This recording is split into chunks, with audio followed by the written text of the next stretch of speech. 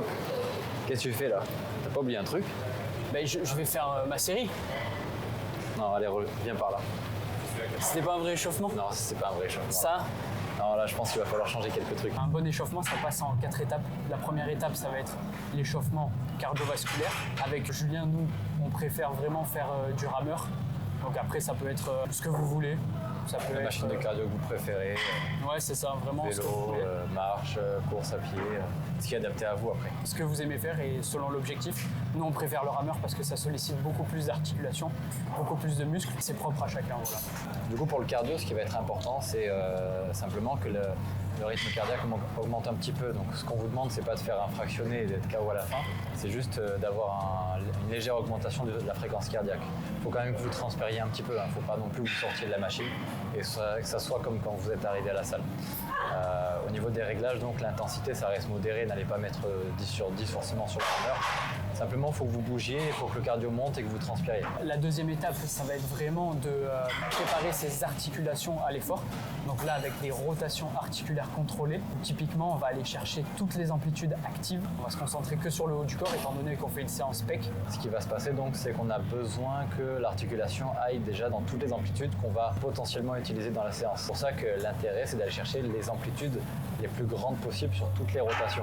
Pas se limiter à simplement faire une rotation, à bouger son épaule, faire une petite rotation légère. Vraiment, aller chercher le maximum d'amplitude dans vos rotations articulaires contrôlées. C'est important. Pour la troisième étape, ça va être le priming, donc un échauffement musculaire.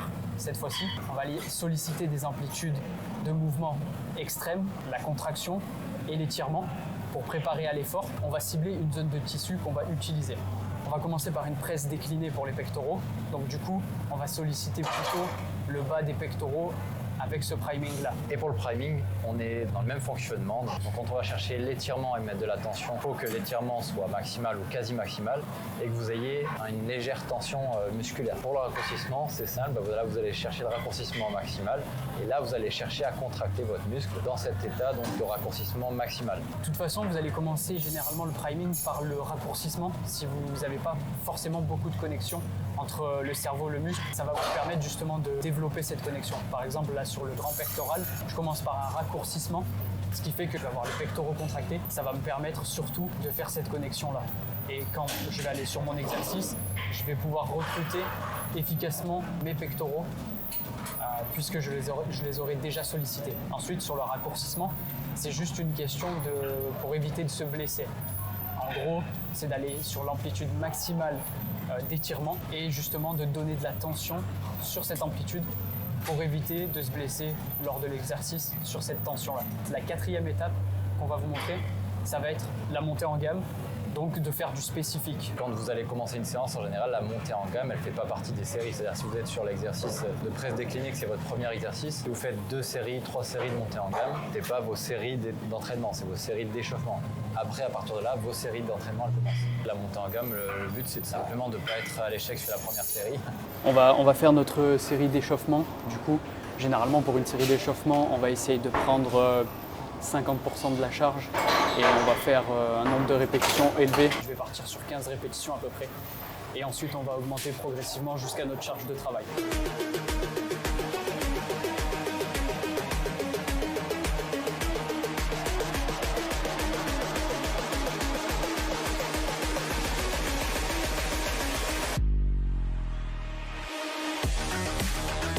Du coup, on va partir sur notre deuxième série où là, je rajoute un disque et ensuite, progressivement, on va arriver à notre charge de travail.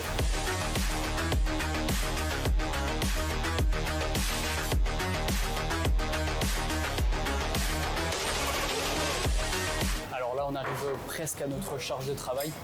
Pour moi, je vais partir sur 8 répétitions à peu près et ensuite on verra comment je me sens aujourd'hui. Et après, pour Julien, on verra ce qu'il fait lui aussi.